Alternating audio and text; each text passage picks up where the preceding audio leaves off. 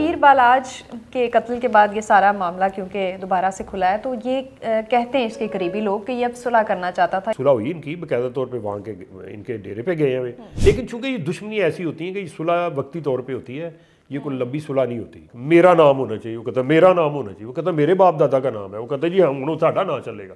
یہ دشمنی ختم کرنا چاہتا تھا نا امیر بالاج, تو اس کو چاہیے تھا کہ کوئی حرکت ایسی نہ کرتا. اس نے ایک ایسی حرکت کی, گوال منڈی کے جا کے ان کے گھروں کے باہر فائرنگ کروائی. جو پولیس والے ہیں ان کو سارا پتہ ہے کہ اس وقت کون کہاں پہ ہوگا اور ہے, لیکن وہ چونکہ ہائپ کریٹ ہوئی ہے اس لیے وہ اس کو مٹی جھاڑنے کے لیے اوپر سے یہ بھاگے آنیاں جانیاں دیکھیں ہماری. یہ قانون قاعدے جو ہے نا صرف مڈل مین اور غریب کے لیے. امیر بالاج کے قتل کے بعد یہ سارا معاملہ کیونکہ دوبارہ سے کھلا ہے تو یہ کہتے ہیں اس کے قریبی لوگ کہ یہ اب صلح کرنا چاہتا تھا, یہ نسلوں سے چلتی دشمنی کو ختم کرنا چاہتا تھا.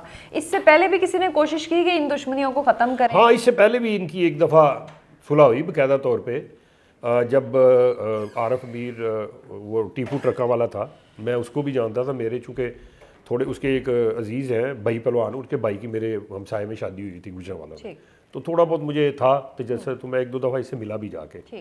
میرے ساتھ اور بھی دو کرائم رپورٹر تھے, ہم بھی جا کے ملے اسی حوالے سے, کوئی کرائم کے حوالے سے.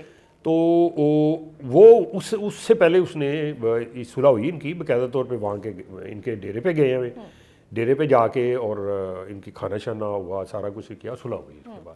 لیکن چونکہ یہ دشمنی ایسی ہوتی ہیں کہ یہ صلح وقتی طور پہ ہوتی ہے, یہ کوئی لمبی صلح نہیں ہوتی. چونکہ وہ بھی جو تھا ٹیپو ٹرکا والا جو تھا وہ بھی ان کے پیچھے تھا, یہ ان کی مخبریاں کرتا تھا. وہ ڈائریکٹ شاید ان کو نہیں مارتا, لیکن ان کے بندوں کو پولیس سے مرواتا تھا. یہ جب پولیس مقابلے ہوتے تھے نا, میں نے کہا یہ اس طرف سے مرواتا تھا, پیسے دے کے جیسے بھی ہوتا تھا وہ راستہ صاف کرنے کے لیے. تو یہ جس طرح بھی احسن شاہ والا معاملہ, بالاج کا قریبی دوست اس نے مخبری کی, تو یہ تو کوئی نئی بات نہیں ہے نا؟ نہیں, ماضی میں ہوتی آئی ہیں. دیکھیں نا, میں بتاتا ہوں, بابا اور حنیفہ یہ ٹیپو کے والد کے یہ گن مین ہوا کرتے تھے, یہ ان کے ملازم تھے.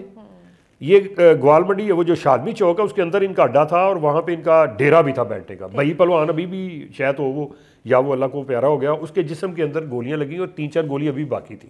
ایک دفعہ میں ملنے گیا تو اس نے مجھے باقاعدہ دکھایا, میں نے دیکھا کہ گولیاں اندر ہیں, وہ نہیں نکالی تھی. وہ کہتا تھا کہ جی ڈاکٹر نے کہا اس کا نقصان کوئی نہیں ہے, جو نقصان پہنچانے والی جگہوں پہ ہوتی ہیں وہ نکالتے ہیں ہم. تو یہ ان کا باقاعدہ یہ ایکچوئل پتہ سارا مسئلہ ہوتا ہے چدراہٹ کا, رکھ رکھاؤ کا. میرا نام ہونا چاہیے, وہ کہتا ہے میرا نام ہونا چاہیے, وہ کہتا ہے میرے باپ دادا کا نام ہے, وہ کہتا ہے جی ہم ساڈا نام چلے گا. تو یہ ان کی جو دشمنیاں تھیں یہ اس وجہ سے بھی ہوئیں. اور دوسرا یہ کہ ایک یہ اکبری منڈی کے اندر ایک دکان تھی, اس کا کوئی مسئلہ تھا قبضے کا. تو یہ ٹیپو نے اس کو بندے بھیجے, اس کو بابے کو اور نیفے کو اور باقی چند ایک لوگوں کو بھیجا کہ جا کے چھڑاؤ یار. انہوں نے جا کے وہاں فائرنگ کی, ان کے اوپر پرچہ ہو گیا. انہوں نے پرچہ کروا دیا, ان کے اس وقت تک سیاسی جماعتوں سے اچھے تعلقات تھے, اور انہوں نے پرچہ کروا دیا اس کے بیٹے پہ یعنی ٹیپو پہ, اور پلس وہ دونوں پہ, وہ جو ایک اور تھا ان کا ساتھی, تینوں پہ. اب جب یہ ساری تفتیش ہوئی تو انہوں نے اپنے بیٹے کو تو بلے نے نکلوا لیا یعنی ٹیپو کو, اور ان کا تفتیش میں سے نہیں نام نکلوایا. ان کو اس چیز کا بڑا غصہ تھا. تیسری وجہ یہ بنی کہ ان کے کوئی آپس میں بیٹھے ہوئے ایک جگہ پہ کوئی لڑائی ہوئی تو تھپڑ بھی مار دیا تھا انہوں نے, اور ان کو ذلیل کیا کافی, وہ نیفے اور بابے کو. اور نفرت اور اندر سے جو ہوتی ہے نا کھا جانے والی باتیں, وہ پھر دشمنی میں بدلی. اور اس کے بعد انہوں نے جب ان کو نہیں نکلوایا تو جو مخالف گروپ تھا انہوں نے مدد کر کے نکلوا دیا. اور ملازم کے پاس تو مالک کے سارے راز بھی ہوتے ہیں, وہ راز ہوتے ہیں. اور دوسرے یہ کہ وہ ان کا مقصد یہ ہوتا ہے کہ ایک بڑے بندے کے پروٹیکشن میں رہ کے وہ بھی اسی طرح کے کام کرتے ہیں. تو جب وہ ان کی وہ پروٹیکشن ہوتی ہے تو وہ بھی نجائز کام کرتے ہیں, تو ان کو یہ نہیں پتہ ہوتا کہ ہم نے کتنے لوگوں کے ساتھ زیادتی ہیں, ظلم کیے ہوتے ہیں. تو بعد میں جب مرتے ہیں یا مرڈر ہوتے ہیں تو پتہ چلتا ہے یار یہ تو نام اس کا لگا تھا, مار تو کوئی اور گیا ہے اس کو. کہ یہ زمینوں کے جھگڑے ہیں. پراپرٹی ڈیلر جو ہے نا ان دشمنیوں کو بڑھانے میں ان کا بڑا ہاتھ ہے. مثلا کسی پراپرٹی ڈیلر کو پتہ چلا جی یہ ایک مکان ہے, اس پہ قبضہ ہو گیا, اس کی دکانیں ہیں, بڑا مہنگا مکان ہے, تو اب وہ مالک کو کچھ نہیں مل رہا, تو وہ مالک چاہ رہا ہے کہ اس کو اونے پانے بھیج دوں. 25 پیسے 50 پیسے اس کو کہتے ہیں, یعنی 25% میں یا 50% میں. دوانی چوانی یہ اس وقت اس نام ہوتے تھے, 25 پیسے یا 50 پیسے. تو وہ جا کے ان کو ملتے تھے, کہتے تھے بھائی ہے باؤ جی بڑا وڈا سودا مل رہا جی, یہ 2 کروڑ کی جائیداد ہے, تو یہ تمہیں 25 لاکھ سے لے دینا, میں 50 لاکھ سے لے دینا. تو قبضہ چھوڑنے کا مسئلہ ہی کوئی نہیں. وہ اسے خریدے تھے اور وہ جو جس نے قبضہ کیا ہوتا تھا وہاں اپنے پینٹر بھیجتے تھے، فائرنگ کرواتے تھے یا ان کو زخمی کرتے تھے یا اٹھوا کے باہر پھینکتے تھے. تو اس طرح سے یہ بھی تھا. تو یہ ان دونوں کا جب یہ پراپرٹی ڈیلر دیکھتے تھے نا کہ یار یہ تیفی بٹ نے یا اس گروپ نے مجھے یہ ریٹ لگایا، تو یہ سوچتا تھا یار میں ادھر نہ جاؤں، ادھر 4 پیسے زیادہ مل جائیں. وہ دوسری طرف چلا جاتا تھا، جا کے یہ نہیں کہتا تھا کہ میں نے ان کو کہا وہ پاجی وہ تیفی بٹ اور یہ فلانی پراپرٹی خرید رہا ہے اور وہ اینے پیسے بچتے جی، انہیں وہ 25 پیسے لایا جی مول، انہوں نے کہا میں 50 خریدا گا، مینوں لے کے دے.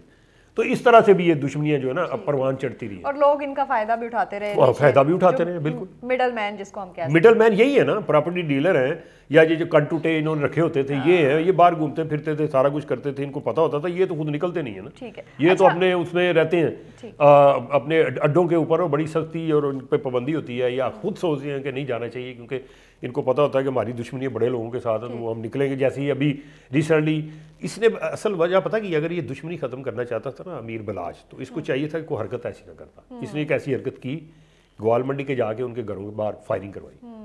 تو اس طرح ان کو یقین نہیں تھا، ان کو اس پہ نہیں تھا کہ یار یہ جو کہتے ہیں میں پڑھا لکھا بندہ ہوں، میں باہر سے پڑھ کے آیا ہوں، تو حرکتوں اس نے پرانی کی ہے، اپنے باپ والی اور بڑوں والی کی ہے، تو یہ تو بارے میں نہیں رہے گا. تو یہ تو تعلقات بھی بناتا جا رہا ہے اس بیس کے، پڑھا لکھا ہے، اس کے کافی اس کا جنازہ بھی دیکھا نا بہت بڑا اور بڑے بڑے لوگ آئے. اور بلال یاسین جو ہے اس کے رشتہ داروں میں شامل ہے، یہ بلا ٹرکھاں والا جو ہے. تو یہ دوستیاں اس حوالے سے بھی اور جو رشتہ داری ہیں اس حوالے سے بھی ان کی ہیں. تو اس وجہ سے انہوں نے سوچا ہوگا، جو ابھی تک تو الزام ہی ہے باہر لگ رہا ہے نا الزام کہ یہ اس کو جی وہ جو جس بندے نے مارا ہے اس کو شوٹر نے، وہ 25-30 سال سے وہ ٹیفی بٹ کا ملازم تھا. اس کی بیوی جو ہے اس نے انکشاف کیا، جو چوتھی بیوی تھی. اب جب تفتیش مکمل ہوگی، جیسے یہ ابھی نیا آ گیا ہے کہ یہ باقاعدہ طور پہ شاہ صاحب دوسرے جو دوست تھے اس کے، اس نے اس کی سپاری پکڑی، 5 کروڑ لیا یا 4 لیا یا جتنا بھی، اس میں سے کچھ دیا ہوگا نا آگے. تو پھر یہ اس طرح سے یہ ایک دوسرے کے سر کی قیمتیں بھی پکڑتے ہیں. اور اتنے قریبی لوگوں کو تو سب باتیں پتہ ہوتی ہیں کہ کس کو کہاں اپوائنٹ کرنا ہے. یہ بتائیں کہ جس دور کی ہم باتیں کر رہے ہیں وہاں شاید قانون کے ہاتھ اتنے لمبے نہیں تھے، یا پھر لوگ جو ہے وہ کسی نہ کسی کے لیے کام کرتے تھے. آج تو قانون بہت اسٹرانگ ہونے کا دعویٰ کیا جاتا ہے. تو کیا لگتا ہے کہ یہ اسی طرح سے نسلی دشمنی اگلی نسل میں بھی جائے گی یا پھر قانون قابو کر لے گا؟ میرا نہیں خیال قابو کر لے گا. اس کی وجہ ہے کہ وہ کہتے ہیں نا وردی بدلی کرتوت نہ بدلے کی فائدہ وردی بدلندہ، تھانہ کلچر ویسے کا ویسا کی فائدہ گو آکڑندہ. تو وردی بدلنے سے یا اس طرح کے تھانے خوبصورت بنانے سے، اچھی اس میں صوفے رکھنے سے قانون کی گرپ نہیں ہوگی. قانون کی گرپ اس وقت ہوگی جب آپ کی نیت ہوگی کہ میں نے یہ کرنا ہے. آپ نے شہباز شریف کے دور میں دیکھا ان کی تنہائی کم تھی، ڈبل کر دی، تو انہوں نے رشوت کے ریٹ بھی ڈبل کر دیے. یہ آپ کہتی ہیں قانون اس وقت بھی بہت مضبوط تھا لیکن غریب کے لیے. یہ اس وقت غریب کو جیسے یہ ظلم کرتے تھے، پکڑتے تھے، ان کی چھترول کرتے تھے، ایسے 3rd ڈگری فارمولے لگاتے تھے. یہ ان پہ لگائے نا ذرا، سارا کچھ پتہ ہے ان کو پتہ ہے، ہر ایک کا پتہ ہے، نانی دادی چاچی بابا ماما تایا سب کا پتہ ہے ان کو. یہ جو پولیس والے ہیں ان کو سارا پتہ ہے کہ اس وقت کون کہاں پہ ہوگا اور ہے. لیکن وہ چونکہ ہائپ کریٹ ہوئی ہے اس لیے وہ اس کو مٹی جھاڑنے کے لیے اوپر سے تو یہ بھاگے آنیاں جانیاں دیکھیں ہماری بات. اس کو پکڑ لیا، اس کو پکڑ لیا، ندیم وائی کو پکڑ لیا، ان کا بہنوئی ہے وہ پکڑا نہیں گیا، وہ کہیں وہ بھی روپوش ہے. ٹھیک ہے، تو یہ ساری ایسے ہی آنی جانی ہیں. اب دیکھتے رہے، میں بھی دیکھوں گا. ماضی میں اب 70-75 سال سے دیکھ رہے ہیں یہ قانون قاعدے جو ہے نا صرف مڈل مین اور غریب کے لیے. یہ قانون قاعدے ان کے لیے نہیں. ایک بڑا کہاوت بھی ہے کہ قانون آپ کا جو پاکستان کے قانون کے اوپر وہ بہت فٹ آتا ہے کہ قانون ایک مکڑی کا ایسا جالا ہے جس میں چھوٹے چھوٹے جانور پھنس جاتے ہیں اور بڑا پھاڑ کے نکل جاتا ہے. تو یہ اگر ایسا نہ ہوتا تو یہ جو جرائم کی نرسیں ہیں اب اس وقت بنی ہوئی، یہ پورے پاکستان میں ہے، یہی نہیں ہے لاہور میں بلکہ پورے پاکستان میں. اب سندھ میں جائیں وہاں پہ بھی کچے کے بدماش ہیں، وہ نہیں ختم ہوئے. کتنے آپریشن کیے انہوں نے، وہ کیا ان کو سارا پتہ ہے کہاں ہے، کس کے وہ پینٹر ہیں، کس کے وہ سائے میں ہیں، کون سا سیاستدان ان کے پیچھے ہے. نام بھی لیے انہوں نے ان کے، لیکن آج تک کارروائی کوئی نہیں ہوئی. تو اس لیے جب تک قانون طاقت اسی وقت ہوگا جب یہ سب کے لیے مساوی ہوگا، چاہے بڑا ہو چھوٹا ہو، ٹیپو ہو، ٹرکا والا ہو، وہ تیفی بٹ ہو، گوگی بٹ ہو، وہ ناجیب. اب ایک اور آپ کو میں بتاتا ہوں، آپ یہ سمجھتی ہیں کہ لاہور کے اندر صرف ایک ہی گوگی بٹ ہے. لاہور میں ماضی میں 2 گوگی بٹ رہی ہیں. ایک خاتون بھی گوگی بٹ رہی ہے. اچھا، ہاں. یہ وہ پی ٹی آئی والی فرق ہوگی تو نہیں ہے؟ نہیں، یہ وہ گوگی نہیں ہے، یہ گوگی بٹ ہے. اور باقاعدہ طور پہ اس کے بارے میں کہا جاتا ہے وہ ڈیش بورڈ کے اوپر گاڑی کے اندر سامنے پسٹل رکھے جاتی ہے.